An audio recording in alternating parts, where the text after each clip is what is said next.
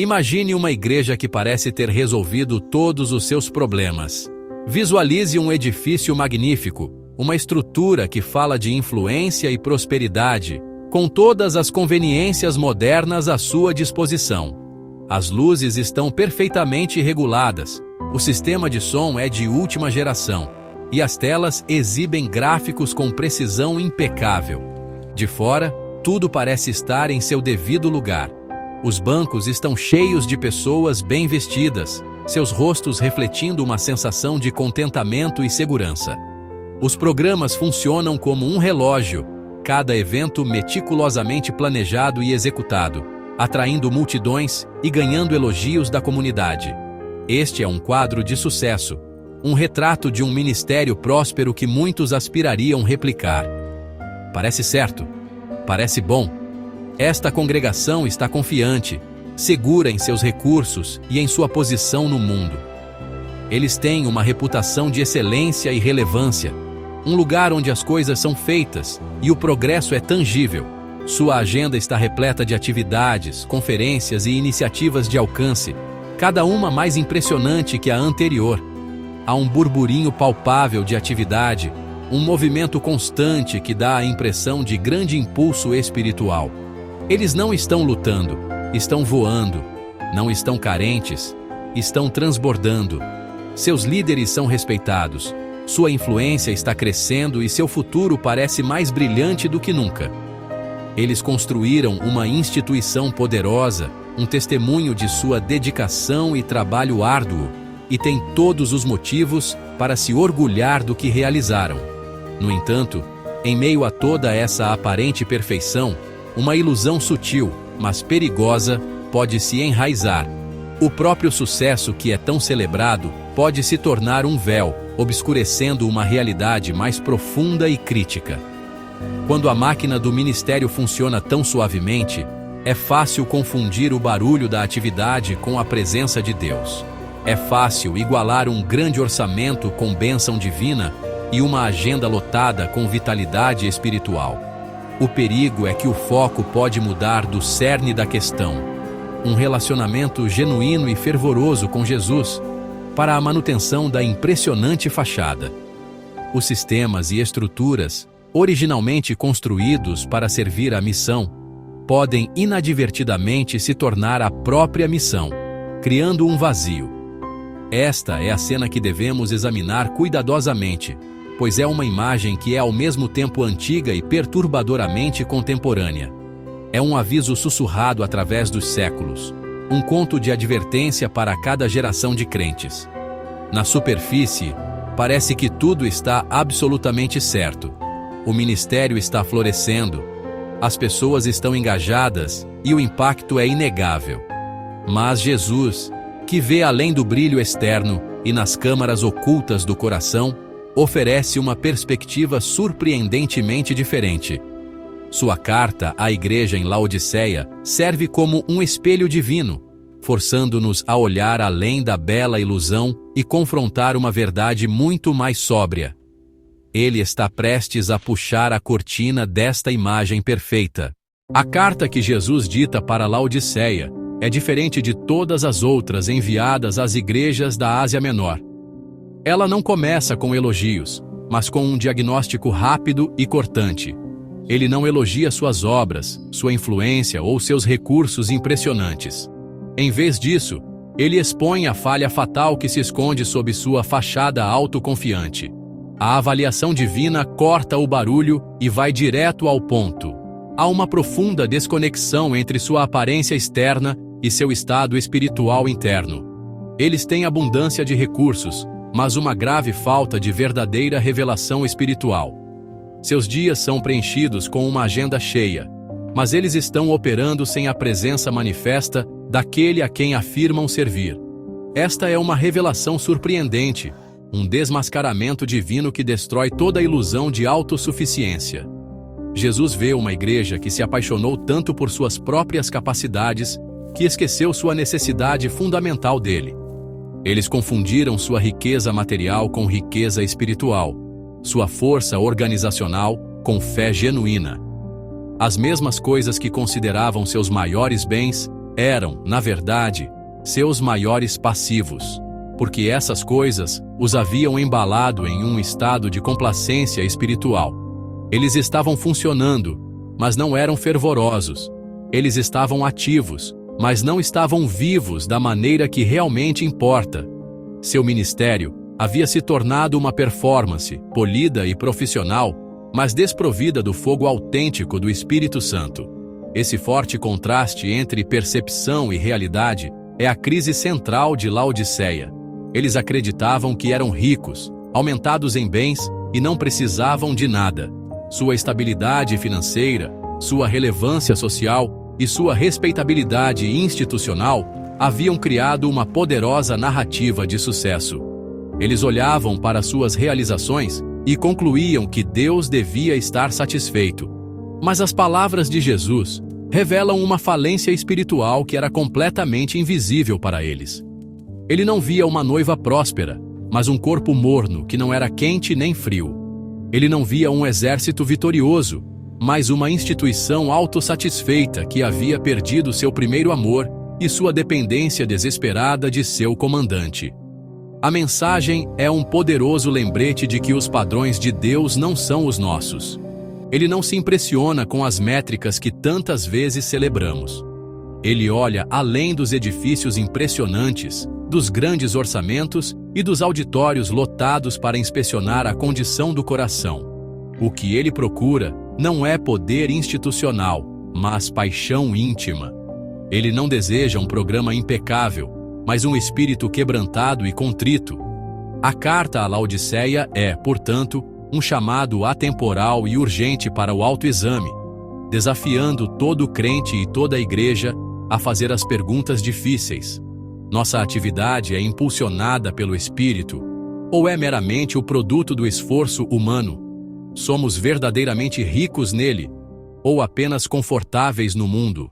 Laodiceia era uma cidade de grande importância, um centro de comércio e influência no mundo antigo. Era conhecida por sua próspera indústria bancária, sua bem-sucedida fabricação de têxteis, especialmente sua fina lã preta, e uma famosa escola de medicina que produzia um colírio muito procurado. Esta cidade não estava apenas sobrevivendo, estava prosperando. Era financeiramente rica, socialmente relevante e institucionalmente respeitada. E a igreja dentro de seus muros espelhava perfeitamente o caráter da cidade. Não eram um grupo perseguido e em dificuldade de crentes se reunindo em segredo. Eram uma congregação proeminente e bem estabelecida, provavelmente desfrutando do conforto e da segurança que vinham com a vida em uma metrópole tão próspera. Eles tinham tudo o que uma igreja poderia aparentemente querer. Sua reputação era provavelmente impecável. Eram o tipo de igreja que as pessoas admiravam, um modelo de estabilidade e sucesso. Financeiramente, eram independentes, tanto que, quando um terremoto devastador atingiu a região, eles famosamente recusaram ajuda imperial, escolhendo reconstruir com seus próprios vastos recursos. Essa autossuficiência era uma fonte de grande orgulho cívico e, sem dúvida, se infiltrou na mentalidade da igreja. Eles viam sua riqueza não como uma armadilha em potencial, mas como um sinal do favor de Deus. Eram relevantes em sua comunidade, provavelmente envolvidos em assuntos sociais e respeitados pelos líderes da cidade. Não estavam nas margens da sociedade, estavam em seu próprio centro. Este perfil de sucesso exterior é precisamente o que torna a carta de Jesus tão chocante. Ele não oferece palavras de louvor, nenhuma. Para as outras igrejas, mesmo aquelas com falhas graves, ele frequentemente começa reconhecendo seus pontos fortes: seu trabalho, sua paciência, seu amor. Mas para Laodiceia, a inspeção divina não encontra nada para elogiar. O silêncio é ensurdecedor. Isso nos diz que, da perspectiva do céu, seu impressionante portfólio de conquistas não valia absolutamente nada. Sua riqueza financeira, sua posição social e sua respeitabilidade institucional nem sequer foram mencionadas como atributos positivos. Jesus ignora completamente a superfície polida que tanto impressionava o mundo. O relato de seu sucesso era inteiramente centrado no ser humano. Eram ricos por causa de seus bancos, e estavam bem vestidos por causa de seu comércio de lã. Tinham uma solução para doenças oculares por causa de sua escola de medicina. Em cada área de sua aparente força, eles tinham uma solução feita pelo homem. Isso cultivou um espírito arraigado de autossuficiência. Não tinham necessidade premente de clamar a Deus por seu pão diário, porque seus cofres estavam cheios. Não tinham razão para buscar desesperadamente sua cobertura, porque seus armários estavam cheios de roupas finas.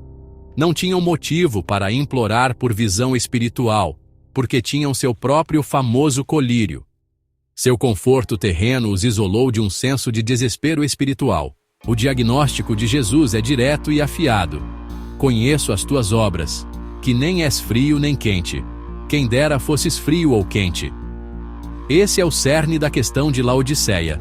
Não é que eles estivessem envolvidos em pecados escancarados e óbvios, ou que tivessem sido dominados por falsos mestres. O problema deles era muito mais sutil, e aos olhos de Jesus, muito mais nauseante. Era um problema de temperatura. Eles eram mornos. Eles não eram frios, o que significa que não haviam rejeitado abertamente Cristo ou abandonado a fé por completo. Eles ainda mantinham a forma da religião, cumprindo os rituais de adoração e comunidade. Eles ainda estavam na igreja, identificados como crentes, e provavelmente se viam como cristãos perfeitamente bons. Mas também não eram quentes. Não havia fogo, paixão, devoção zelosa por Jesus. O fervor que marca um coração verdadeiramente cativado pelo Evangelho estava ausente. A chama do primeiro amor havia diminuído para uma brasa quase apagada, sem produzir calor e sem emitir luz. A fé deles era confortável, conveniente e completamente sem paixão. Era uma religião do meio termo, evitando os extremos tanto da apostasia declarada quanto do discipulado radical. Eles haviam se acomodado em um estado de neutralidade espiritual, uma existência insossa e sem graça que era totalmente ofensiva ao Senhor da Igreja. Essa condição de ser cristão o suficiente para ser respeitável, mas não fervoroso o suficiente para ser transformador, era a característica que os definia. A reação de Jesus a esse estado é visceral e violenta. Assim, porque és morno, e nem és frio nem quente, vomitar-te-ei da minha boca. Esta é uma das imagens mais gráficas e perturbadoras de toda a Escritura. Ela transmite uma rejeição absoluta e total, nascida de uma profunda repulsa. A mornidão não é algo que Deus tolera ou com o qual trabalha. É algo que Ele expele. Ele deixa claro que preferiria que fossem frios, abertamente hostis e rebeldes, do que estivessem nesse estado de complacência insípida. Pelo menos com o frio, a posição deles é clara. Não há pretensão. Mas os mornos tentam misturar luz e trevas, servir tanto a Deus quanto ao conforto, criando uma mistura nauseante que ele não pode suportar. Isso revela uma verdade profunda sobre o coração de Deus. Ele não negocia com um coração dividido. Ele não abençoa a devoção apática. Deus é um fogo consumidor, e Ele deseja um povo que arda por Ele.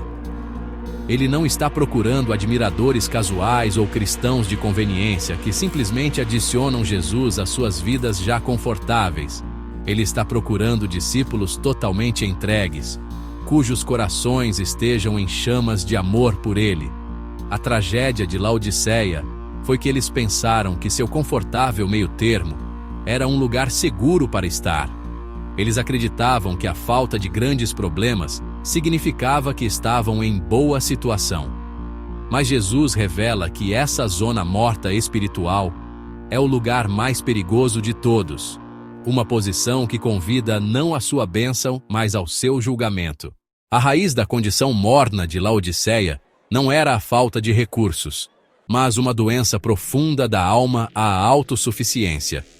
A declaração que os definia, o próprio lema de seus corações, é revelada por Jesus. Vocês dizem: sou rico, tornei-me abastado, e não preciso de nada. Isso não era apenas um pensamento passageiro, era a sua identidade central. Eles haviam examinado sua cidade próspera, suas finanças estáveis e suas vidas respeitáveis, e concluíram que haviam chegado lá. Estavam completos. Essa declaração, não preciso de nada, é uma das frases mais perigosas que uma pessoa ou uma igreja pode proferir, pois fecha a porta para a graça. É uma dispensa silenciosa, educada, mas firme do próprio Deus. Essa independência espiritual era uma consequência direta de sua abundância material. O sucesso terreno deles havia criado uma poderosa ilusão de saúde espiritual. Como suas contas bancárias estavam cheias, eles não sentiam o desespero que leva alguém a buscar as verdadeiras riquezas de Cristo. Como estavam vestidos com lã fina, produzida localmente, não percebiam sua própria nudez espiritual diante de um Deus santo. Como tinham acesso a um colírio de renome mundial, não reconheciam sua própria cegueira espiritual profunda. Cada vantagem terrena que possuíam servia para mascarar uma deficiência espiritual correspondente. Eles se tornaram tão capazes em sua própria força que não sentiam mais nenhuma necessidade de depender da dele. Este é o grande paradoxo do problema laodiceano. O problema deles não era o fracasso, era um tipo particular de sucesso. Deus não rejeita os fracos, os quebrantados, ou aqueles que têm dolorosa consciência de sua própria inadequação. Na verdade, a Bíblia está repleta de histórias dele escolhendo as coisas tolas do mundo para envergonhar os sábios, e as coisas fracas para envergonhar os fortes. Ele se aproxima dos quebrantados de coração e salva aqueles que estão com o espírito esmagado. Os braços de Deus estão sempre abertos para aquele que vem em desespero, admitindo sua necessidade. O problema surge quando acreditamos que não estamos mais nessa categoria, quando pensamos que nos formamos da dependência. Onde não há senso de necessidade, não pode haver um verdadeiro relacionamento com Deus. Um relacionamento com o Todo-Poderoso é, por sua própria natureza, de completa e total dependência. Precisamos da sua graça para a salvação, da sua força para o viver diário, da sua sabedoria para a orientação e do seu espírito para qualquer frutificação. No momento em que começamos a acreditar que damos conta sozinhos, cortamos o nosso cordão umbilical. Os laodiceanos não estavam ativamente afastando Jesus. Eles simplesmente não achavam que precisavam puxá-lo para mais perto. Eles estavam funcionando tão bem por conta própria que a presença dele se tornou um luxo, em vez de uma necessidade. Este é o veneno sutil da autossuficiência. Não parece rebelião, mas funciona como uma declaração de independência de Deus. O orgulho espiritual cegou os laodiceanos para a sua verdadeira condição. As palavras de Jesus cortaram o auto-engano deles. Você é infeliz, miserável, pobre, cego e nu. Eles se viam como ricos e seguros, mas Jesus via pobreza e vazio espiritual. O orgulho deles criou um ponto cego tão profundo que nem perceberam sua necessidade. O orgulho espiritual é perigoso. Ele nos convence de que estamos bem quando estamos longe de Deus. Os laodiceanos nunca questionaram a própria avaliação. Estavam satisfeitos com o sucesso exterior. Suas reuniões estavam cheias. Sua reputação era sólida. Mas seus corações estavam vazios de humildade e de dependência desesperada de Deus. Deus resiste aos orgulhosos, mas dá graça aos humildes. A verdadeira tragédia não foi o fracasso, mas a ilusão de sucesso sem Deus. O orgulho deles não deixou espaço para Cristo. Ele estava do lado de fora, não porque o expulsaram, mas porque seus corações estavam cheios demais de si mesmos. Eles se tornaram uma instituição religiosa, não um corpo vivo conectado a Cristo. O aviso à Laodiceia é atemporal. Não deixe que o sucesso ou a reputação substituam uma caminhada humilde com Jesus. A cegueira espiritual é mais severa naqueles que estão mais confiantes de que conseguem enxergar. O orgulho constrói paredes que nos afastam da presença transformadora de Deus. Somente a humildade pode abrir nossos olhos para a nossa verdadeira necessidade. A história dos laodiceanos é um alerta. Não confunda atividade com intimidade com Cristo. A verdadeira visão começa com um autoexame honesto diante de Deus. Jesus não deixa os laodiceanos em sua cegueira. Ele oferece uma saída. A repreensão dele é enraizada no amor, não na raiva. Ele os convida: compre de mim ouro refinado no fogo, vestes brancas e colírio. A solução não é mais esforço, mas uma transação humilde, admitindo a falência espiritual e vindo a Jesus pelo que só Ele pode dar. O ouro é a fé genuína, provada e purificada através das tribulações, não a riqueza terrena. Os laodiceanos tinham riquezas materiais, mas faltava-lhes verdadeiro caráter espiritual. Jesus os chama para trocar riquezas falsas por um tesouro duradouro e celestial.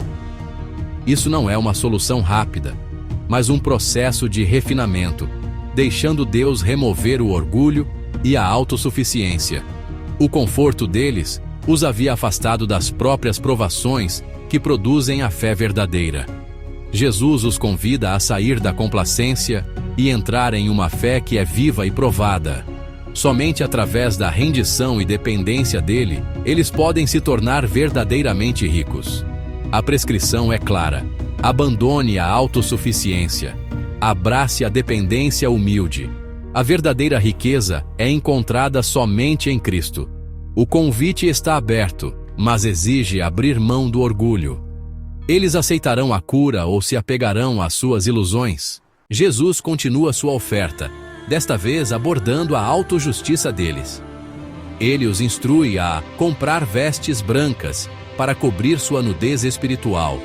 Laodiceia era conhecida por sua luxuosa lã preta, mas Jesus via suas almas expostas e vazias. Respeitabilidade externa não significava nada diante de Deus. Somente a justiça de Cristo poderia verdadeiramente vesti-los. As vestes brancas simbolizam pureza e redenção, um presente, não uma conquista. Jesus os convida a trocar o orgulho pela sua santidade. Admitir que seus melhores esforços os deixaram expostos foi o primeiro passo. Em seguida, Jesus aborda o orgulho deles na visão, seu famoso colírio. Apesar de sua reputação, eles eram espiritualmente cegos. Jesus oferece a verdadeira visão, a iluminação do Espírito Santo para ver como Deus vê. Suas indústrias, bancária, têxtil, medicinal, não podiam fornecer o que eles realmente precisavam. Tudo de que se orgulhavam era um substituto pobre para os dons de Cristo. A solução não era o autoaperfeiçoamento, mas uma troca total, o vazio deles pela plenitude dele. Jesus os chama a abandonar a segurança feita por si mesmos pelas riquezas do seu reino. A verdadeira transação é a rendição, largar o orgulho e receber o que só Ele pode dar. O verdadeiro valor é encontrado em Cristo, não no que produzimos. Após oferecer a cura, Jesus pinta uma imagem impressionante. Eis que estou à porta e bato. O Senhor da igreja está do lado de fora, esperando um convite. Os programas e sucessos deles enchiam a igreja, mas não deixavam espaço para o próprio Jesus. Ele não foi expulso à força. Ele foi silenciosamente sufocado pela autossuficiência. A porta estava trancada por dentro, por aqueles que afirmavam segui-lo. A batida de Jesus é de amor persistente e paciente. Ele nunca força sua entrada. A tragédia é que o próprio barulho deles abafou seu chamado gentil. É possível ter todas as aparências da fé, mas perder a presença de Cristo. Orgulho, conforto e autoelogio haviam trancado a porta. O aviso é claro: não deixe que a atividade religiosa substitua um relacionamento real. Jesus espera um convite genuíno, não apenas um ritual vazio. A plenitude dos laodiceanos foi a sua ruína. Eles estavam cheios das coisas erradas. Somente a humildade pode abrir a porta para sua presença transformadora. O som na porta é um chamado para retornar ao que mais importa. Vamos ouvir a sua batida ou permanecer surdos pelo nosso próprio sucesso? O chamado de Jesus é pessoal. Se alguém ouvir a minha voz e abrir a porta, entrarei e cearei com ele. A promessa não é de julgamento, mas de intimidade restaurada para quem responder. O convite muda da igreja toda para cada coração individual. Jesus procura apenas uma pessoa disposta a ouvir e abrir a porta. Cear juntos significava profunda comunhão, um relacionamento, não apenas um ritual. Os laodicenses tinham atividade, mas nenhuma presença, reuniões, mas nenhuma comunhão. O banquete do céu estava esperando, mas eles tinham que admitir sua fome. Abrir a porta é arrependimento, admitir a necessidade e dar as boas-vindas a Jesus de volta ao centro. Significa abandonar o orgulho e a autossuficiência. O convite está sempre aberto, não importa o quão longe tenhamos nos afastado. Deus deseja relacionamento, não adoração distante ou discussão vazia. A tragédia é se contentar com uma religião autogerenciada em vez da intimidade centrada em Cristo. A batida é um lembrete. A verdadeira comunhão está sempre disponível se respondermos. A escolha é nossa. Manter a porta fechada ou recebê-lo. Jesus está pronto para restaurar o que foi perdido, se simplesmente abrirmos a porta. A carta à Laodiceia não é meramente um documento histórico, uma relíquia de uma era passada endereçada a uma igreja na antiga Ásia Menor. É uma palavra viva, que respira e ecoa pelos corredores do tempo. Um espelho erguido diante da face da igreja em cada geração. Laodiceia não é apenas um lugar no mapa, é uma condição potencial do coração. Laodiceia somos nós, sempre que permitimos que nosso conforto se torne nosso ídolo. Laodiceia somos nós, sempre que medimos nossa saúde espiritual pela nossa riqueza material. Laodiceia somos nós, sempre que nossas agendas lotadas e programas impressionantes se tornam um substituto para a presença tangível e transformadora de Jesus. O aviso é atemporal, porque a tentação é perpétua. Estamos todos a apenas um passo de seu conforto enganoso. A realidade assustadora é que a condição laodiciana muitas vezes se parece com sucesso. Não parece rebelião ou pecado aberto, parece um ministério bem administrado, respeitável e influente. É o deslizamento sutil da dependência de Deus para a confiança em nossos próprios sistemas, de uma busca apaixonada por sua presença para uma manutenção confortável de nossas rotinas religiosas. É por isso que a mensagem é tão chocante e tão necessária. Ela nos força a olhar além da superfície, a questionar nossas métricas de sucesso e a avaliar honestamente a temperatura de nossos próprios corações. Estamos realmente queimando com um fogo santo por Jesus? Ou nos contentamos com as brasas fumegantes de uma fé morna e conveniente que pouco exige e nada transforma? O perigo reside em nossa própria autoavaliação. Assim como os laodiceanos, podemos estar profundamente enganados sobre nosso verdadeiro estado espiritual. Podemos estar tão cercados pelo barulho de nossa própria atividade, tão impressionados com nossas próprias realizações, que nos tornamos surdos à batida suave na porta. Podemos estar tão confiantes em nosso conhecimento teológico e em nossos planos estratégicos, que nos tornamos cegos à nossa própria pobreza espiritual. A mensagem à Laodiceia é uma interrupção divina, um chamado de despertar amoroso, mas firme, projetado para quebrar nossas ilusões antes que seja tarde demais. É um convite para parar, ouvir e permitir que o Senhor da Igreja nos dê seu diagnóstico sem rodeios de nossa condição, por mais desconfortável que seja. Portanto, não devemos ler esta passagem como um julgamento sobre os outros, mas como um exame pessoal e coletivo. Devemos nos fazer as perguntas difíceis. Nossa fé se tornou um hábito confortável em vez de uma paixão que consome? Tornamo-nos tão autoconfiantes que não sentimos mais uma necessidade desesperada de Deus diariamente, momento a momento? Jesus é verdadeiramente o centro querido de nossas vidas e de nossas igrejas. Ou ele foi relegado à periferia, uma figura respeitada cuja presença real não é mais considerada essencial para nossas operações? Laodiceia é um aviso, mas também uma misericórdia, uma chance de nos vermos claramente e de responder antes que nossa mornidão se torne nosso estado final. O chamado à Laodiceia é marcado por um profundo senso de urgência. Jesus está à porta e bate, mas ele não baterá para sempre. O convite para comprar dele é oferecido agora, mas o camelódromo da graça um dia vai fechar.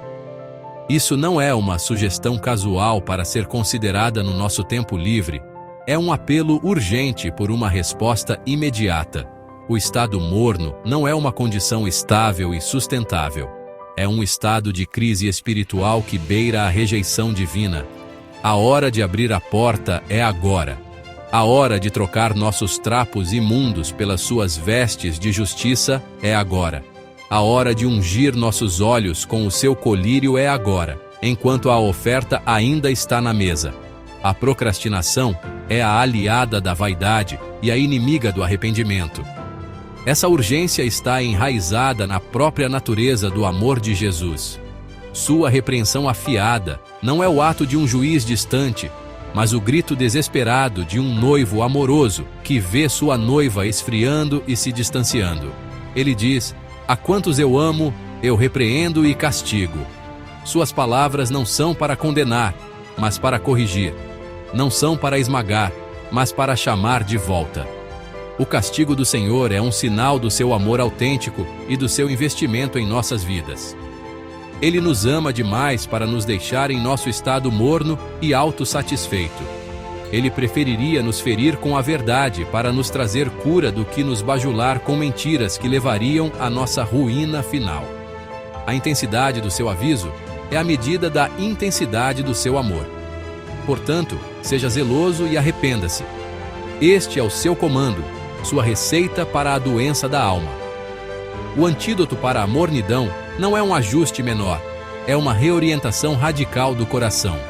Requer zelo, uma paixão renovada, um fogo reacendido, um avivamento intencional das chamas do nosso primeiro amor. Significa buscar a Deus ativa e apaixonadamente com a mesma energia que um dia reservamos para nossos próprios confortos e conquistas. E requer arrependimento, um afastamento do nosso orgulho, uma confissão da nossa autossuficiência e uma reversão completa da nossa direção. É uma escolha consciente de abandonar o nosso próprio quintal e correr de todo o coração de volta para seus braços, admitindo que somos pobres, cegos e nus sem Ele. Não podemos nos dar ao luxo de ser complacentes. Vivemos em um mundo que constantemente encoraja a mentalidade laodiceana, uma cultura que celebra a autossuficiência e o conforto material. A corrente da nossa sociedade flui naturalmente para a mornidão. Ser quente para Jesus exige um nado contracultural deliberado, diário e muitas vezes difícil. Exige vigilância sobre nossos próprios corações, um autoexame constante para garantir que os venenos sutis do orgulho e do conforto não estejam se infiltrando. A hora é tarde, e a batida na porta é um som que devemos treinar nossos ouvidos para ouvir acima de todas as outras distrações desta vida. A oportunidade de responder é um presente precioso que não deve ser dado como certo. A promessa final à Laodiceia revela o prêmio supremo para aqueles que superam a sua mornidão. O convite para cear com Jesus não é apenas uma promessa de comunhão temporária nesta vida. É um presságio de uma realidade eterna.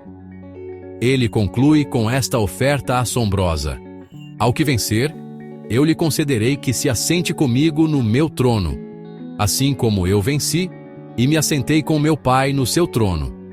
Este é o jogo final. Este é o destino. A jornada para sair da complacência confortável não leva a uma vida de luta perpétua, mas a uma posição de glória inimaginável, honra e autoridade compartilhada com o Rei dos Reis. A ceia com ele agora é o aperitivo para a eterna festa de casamento que virá. Esta promessa reformula toda a nossa perspectiva sobre o que significa ser rico. Os laodiceanos pensavam que eram ricos porque tinham dinheiro e influência. Jesus revela que a verdadeira riqueza é encontrada ao superar as próprias coisas que o mundo mais valoriza: nosso orgulho, nosso conforto, nossa autossuficiência, a fim de ganhá-lo. Aquele que abre a porta, que compra o ouro verdadeiro, que veste as vestes brancas, é aquele que, em última análise, compartilhará de sua vitória e de seu reinado.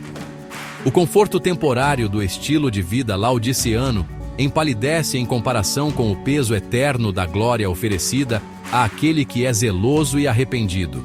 Estamos trocando uma ilusão fugaz por uma herança eterna.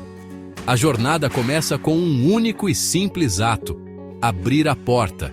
É a escolha que cada indivíduo em cada geração deve fazer. Permaneceremos contentes dentro de nossos cômodos, autoconstruídos e autocongratulatórios, surdos ao som de sua batida? Ou teremos a humildade e a coragem de admitir nossa necessidade, de escancarar a porta de nossos corações e de dar as boas-vindas ao Senhor da Glória para que Ele ocupe seu devido lugar? Continuaremos a nos banquetear com a junk food de nossas próprias realizações? Ou nos sentaremos para a ceia que dá vida e que só Ele pode proporcionar? A escolha é nossa, e as consequências são eternas. O jantar no tempo se tornará uma dinastia na eternidade. Que esta seja nossa oração final e nosso clamor urgente: Senhor, salva-nos de sermos Laodiceia. Desfaça nossas ilusões, exponha nosso orgulho, acenda um fogo em nossas almas que não possa ser apagado pelo conforto ou pela conveniência. Dê-nos ouvidos para ouvir sua batida e corações dispostos a escancarar a porta. Queremos trocar nossas riquezas por seu caráter, nossa reputação por sua retidão, nossa compreensão por sua visão. Queremos ser um povo que não é apenas ativo para você, mas intimamente apaixonado por você. Pois sabemos que somente aqueles que abrem a porta cearão com você agora. E somente aqueles que cearão com você agora reinarão com você, quando este jantar temporário se transformar em uma eternidade duradoura.